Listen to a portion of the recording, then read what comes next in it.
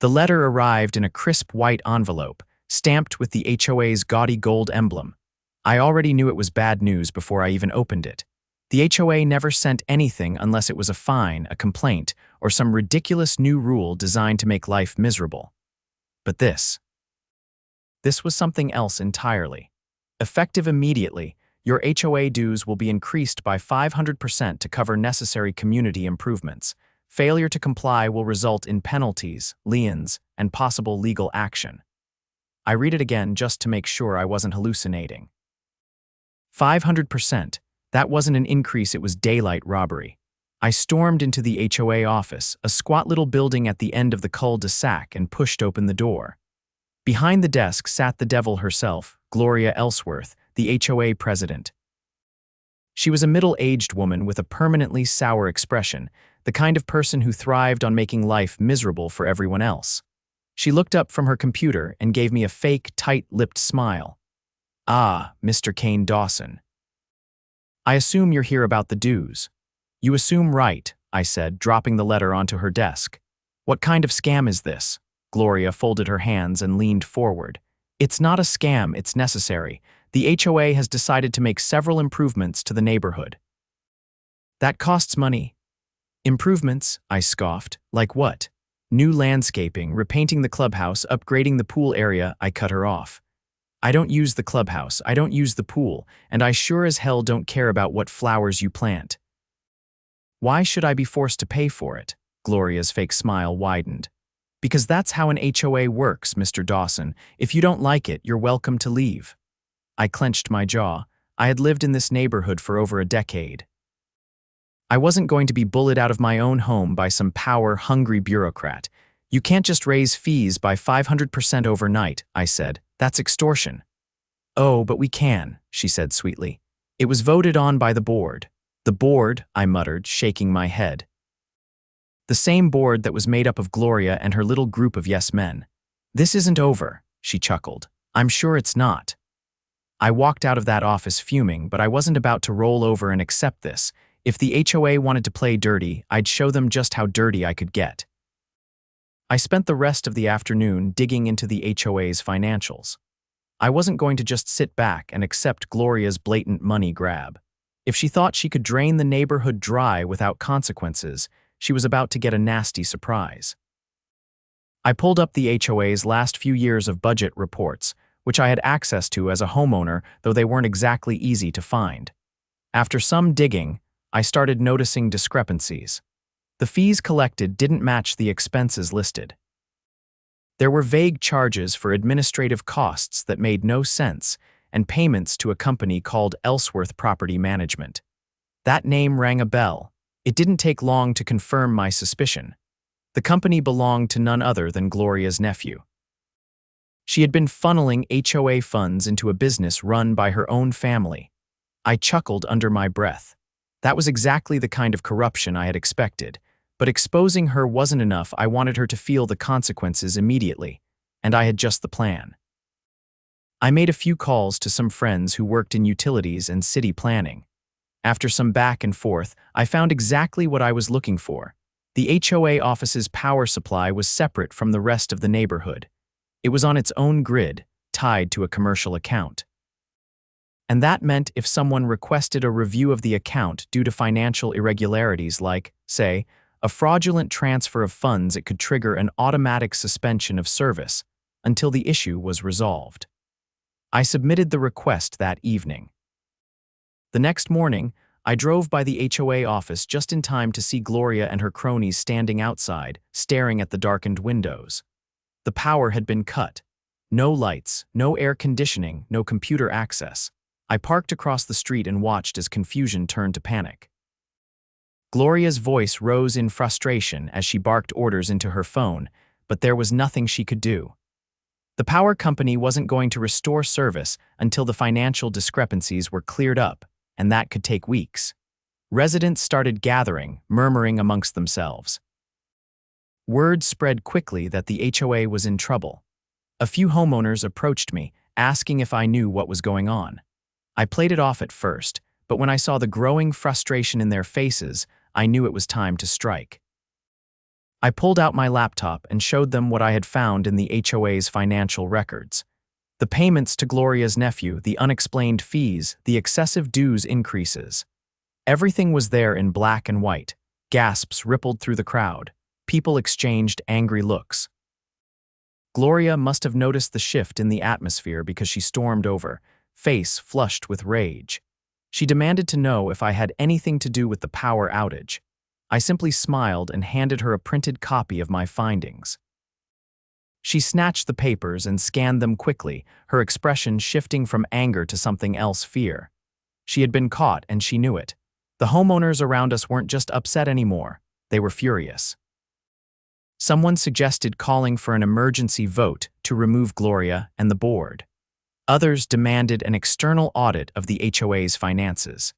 And just like that, the power Gloria had wielded over us for years began to crumble. As more residents joined the conversation, demanding transparency and accountability, I leaned against my car and watched the chaos unfold, satisfaction settling deep in my chest. Gloria had thought she could bleed us dry without consequences. But she had underestimated the very people she had been exploiting. And now, standing in the sweltering heat outside her powerless office, she was finally realizing that her reign was over.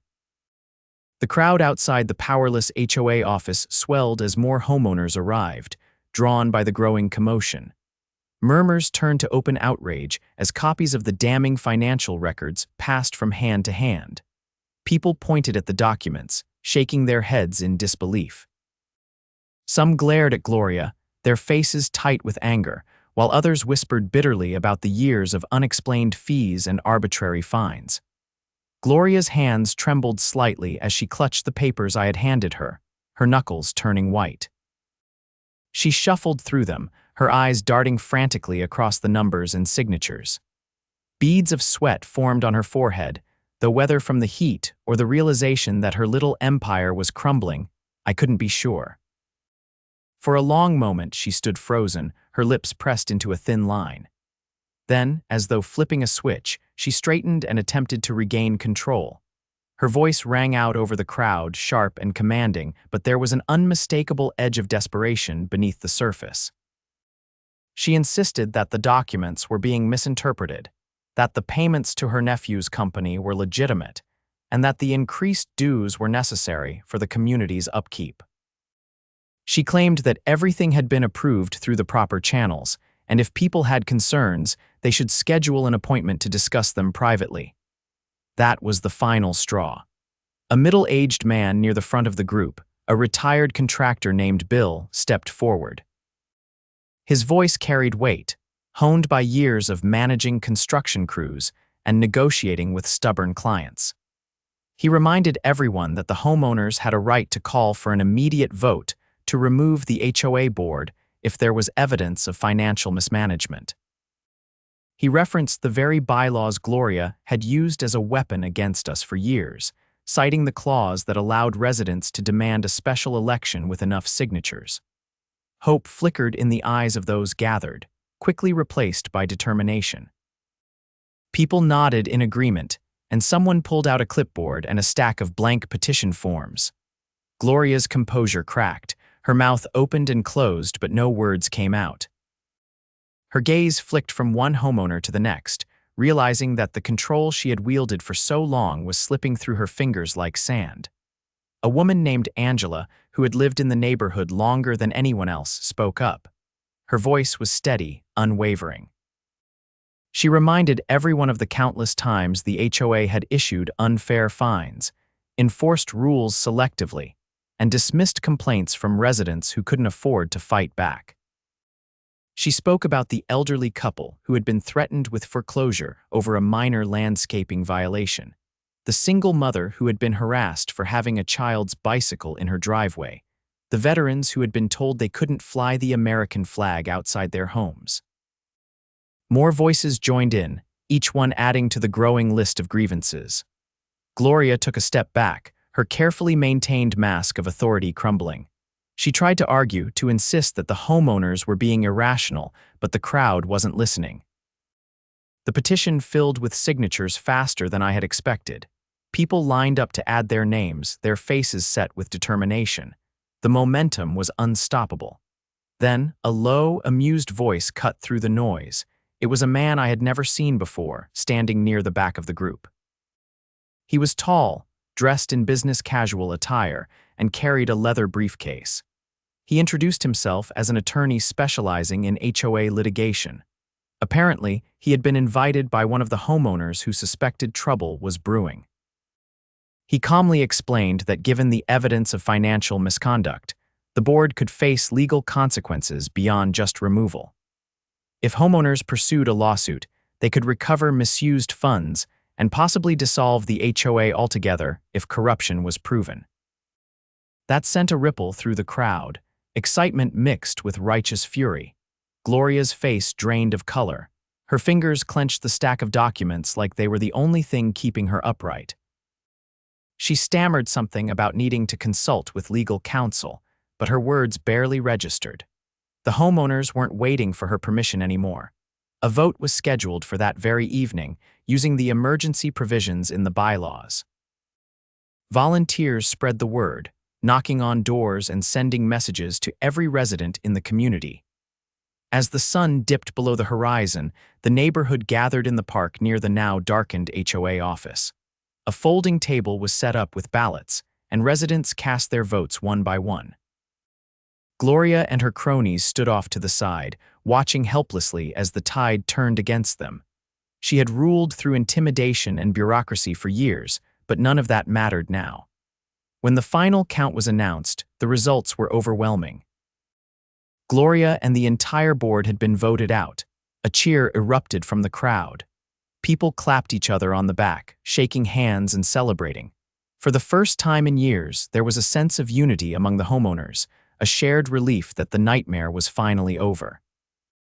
Gloria didn't wait for a formal dismissal. She turned and walked away, her shoulders hunched, her face blank. No one stopped her. In the following days, an audit was launched into the HOA's finances, revealing even more shady dealings. The attorney helped the homeowners file a lawsuit, and within months, the HOA was dismantled entirely. With the restrictive rules and outrageous fees gone, the neighborhood flourished. People painted their houses the colors they wanted, decorated their yards without fear of fines, and enjoyed their homes without the constant threat of HOA interference. As for me, I installed a new set of floodlights in my driveway just because I could.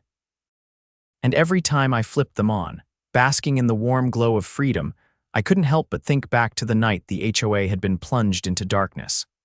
Poetic justice at its finest, in the days following the vote, the neighborhood pulsed with a kind of energy I hadn't seen in years. People who had once kept to themselves were suddenly chatting with their neighbors, making plans for improvements that actually mattered to them, and exchanging ideas on how to keep the community in good shape without the iron fist of the HOA. The tension that had loomed over the streets like a storm cloud had lifted, replaced by a fresh sense of possibility. Of course, Gloria didn't just disappear overnight. She might have lost her position, but she wasn't the type to go down without trying to claw her way back up. I spotted her a few times, skulking around the neighborhood, speaking in hushed tones with the few remaining loyalists she had left. They were the same people who had benefited from her reign, those who had mysteriously avoided fines while others had been buried under them. But they were vastly outnumbered now, and they knew it. The day after the vote, a locksmith arrived to change the locks on the HOA office. The community hired an interim committee to secure records and begin the transition process. The attorney who had advised us suggested filing a formal injunction to prevent Gloria or any of her former board members from interfering with financial matters until a full audit was completed. That same afternoon, a process server showed up at Gloria's house with paperwork. She refused to take it at first, but the law didn't care about her pride.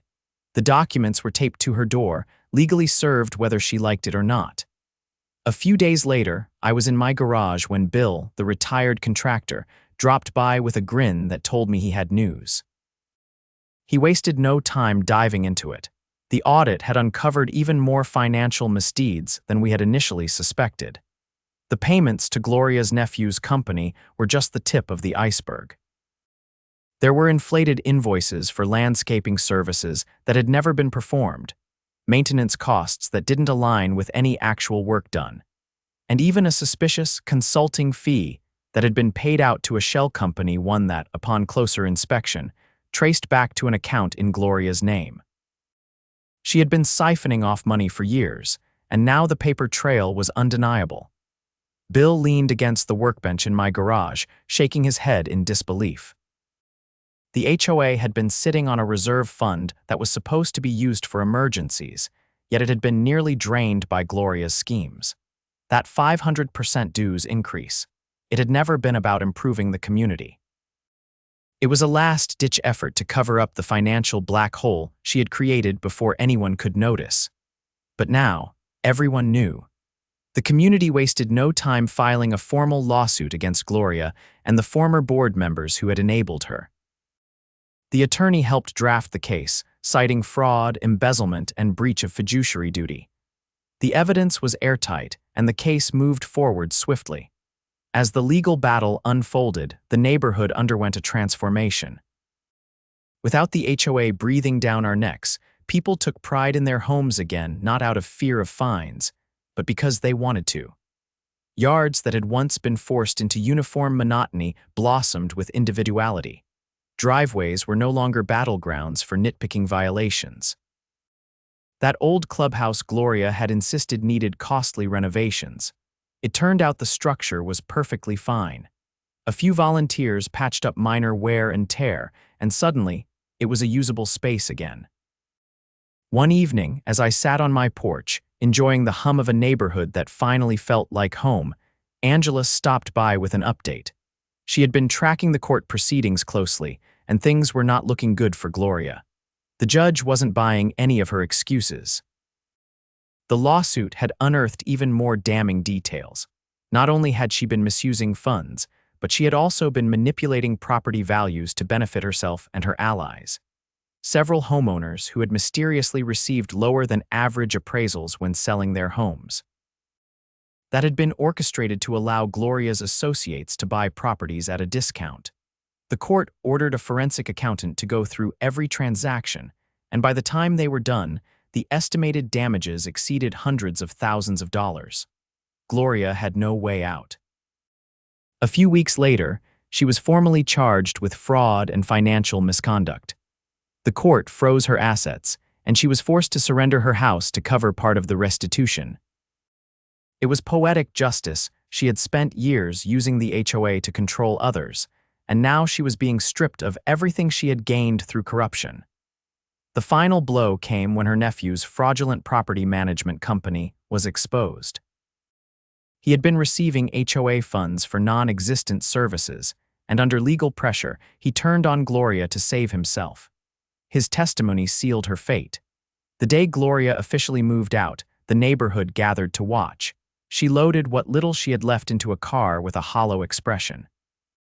There were no goodbyes, no sympathetic glances, just the quiet satisfaction of a community that had reclaimed its freedom. As her car disappeared down the street, Bill let out a long whistle and turned to me. "Never thought I'd see the day," he said. "Neither had I." With Gloria gone, the lawsuit concluded, and the HOA officially dissolved. We were finally free. The neighborhood had endured years of control, but in the end, we had won. Not just by removing her, but by proving that a community could stand together and take back what was theirs. And as I looked around, seeing my neighbors laughing, talking, and enjoying their homes without fear, I knew one thing for sure. We were never going to let anyone like Gloria rule over us again. With Gloria gone and the HOA dismantled, the neighborhood felt like an entirely different place.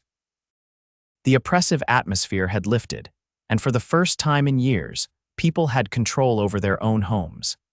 Instead of worrying about arbitrary fines or ridiculous regulations, neighbors focused on improving the community in ways that actually made sense. But despite Gloria's departure, there were still loose ends to tie up. The legal battle had concluded, but the damage she had caused needed fixing. The financial mismanagement had drained resources, and while we had recovered some of the stolen funds through the lawsuit, there was still work to be done. Angela, Bill, and a handful of other homeowners took the lead in organizing a plan for moving forward. Without an HOA dictating every detail, we had to figure out a way to maintain shared spaces without falling into the same cycle of corruption. No one wanted another power-hungry group taking over. A town hall meeting was called at the park, drawing nearly every resident. People brought lawn chairs and coolers, treating it less like a formal event and more like a community gathering.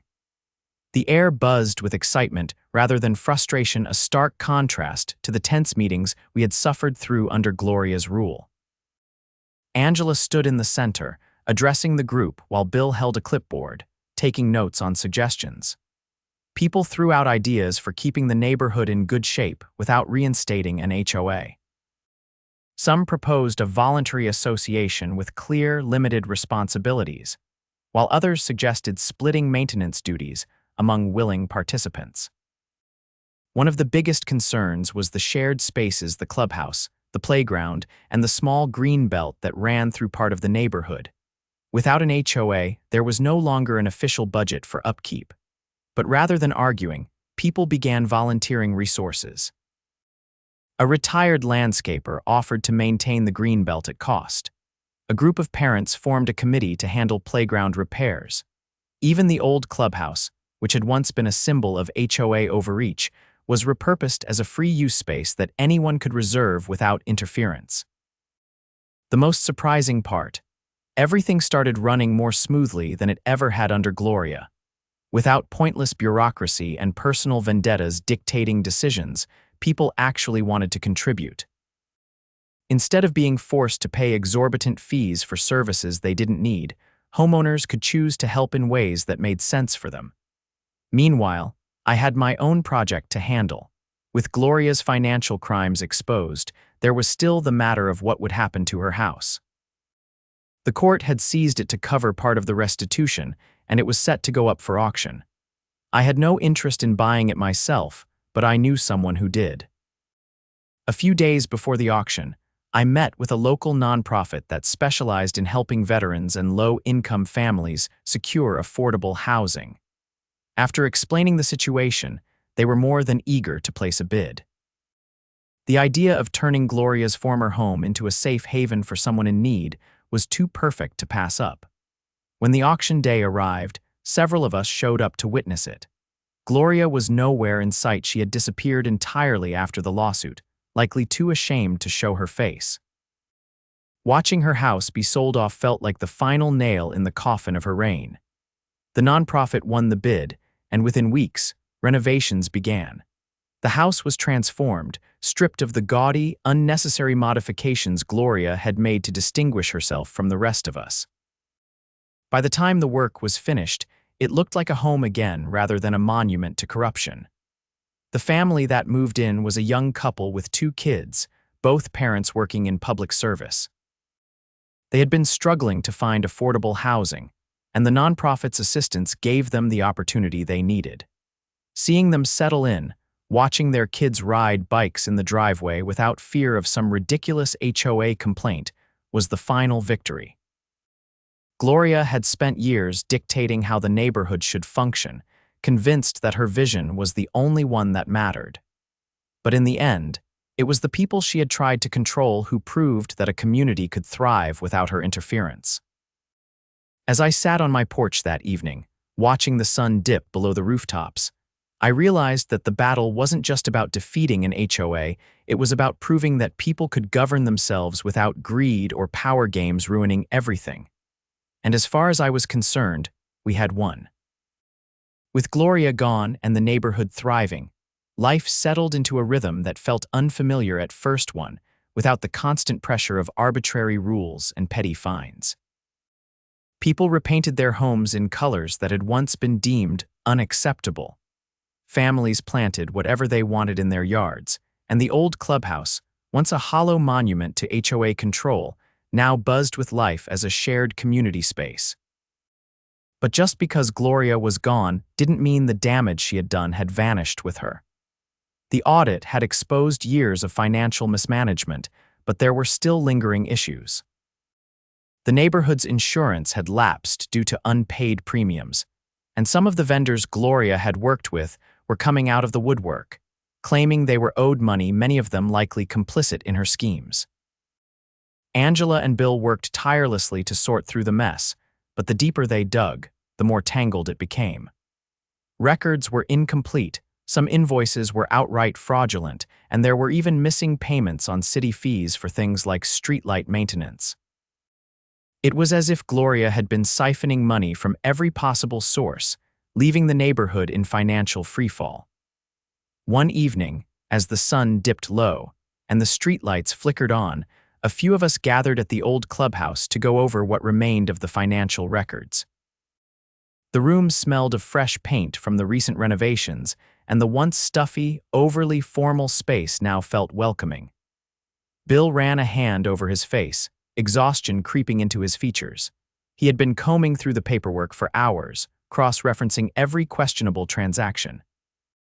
Angela, seated across from him, tapped a pen against a notepad, her brow furrowed in concentration.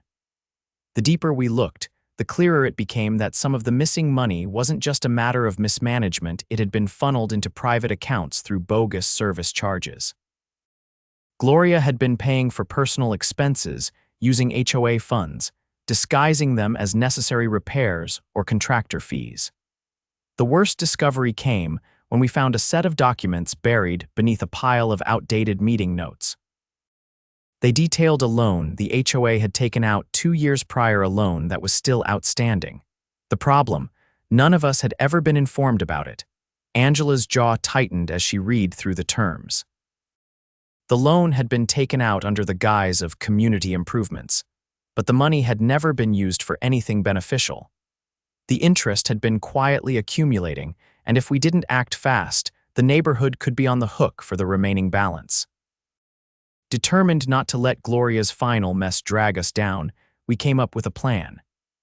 We contacted the lender and explained the situation, providing evidence that the loan had been taken out under fraudulent circumstances. With the legal case against Gloria still ongoing, we were able to petition for a freeze on payments, pending further investigation. As we worked through the last of the records, a sense of finality settled over the room. This was the last of Gloria's tangled web, the final remnants of her attempt to control and exploit the neighborhood. Once these issues were resolved, there would be nothing left of her influence. A few days later, as the sun rose over the now peaceful streets, Angela and I walked past Gloria's old house, now home to the young family who had moved in. The place looked warm and inviting, a stark contrast to the cold, imposing presence it had once held. The neighborhood had found its footing again, not because of rules or regulations, but because people had come together to make it better on their own terms. As we stood there, watching the kids play in the yard, it was clear Gloria's reign was over, and the neighborhood was finally free.